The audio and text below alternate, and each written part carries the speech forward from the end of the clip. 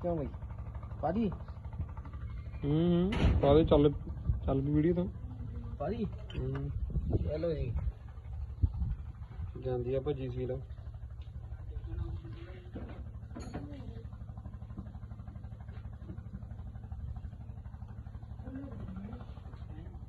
ਲਓ ਜੀ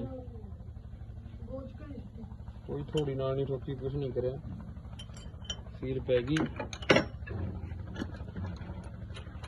ਜਿਵੇਂ ਕੰਪਨੀ ਦੇ ਫਿੱਟ ਹੋ ਜਾਂਦਾ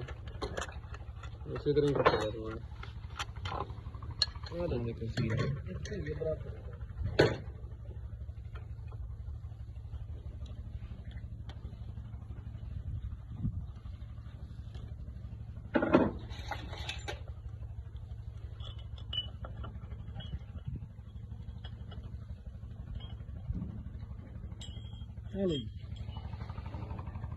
होगी सील होगी फिट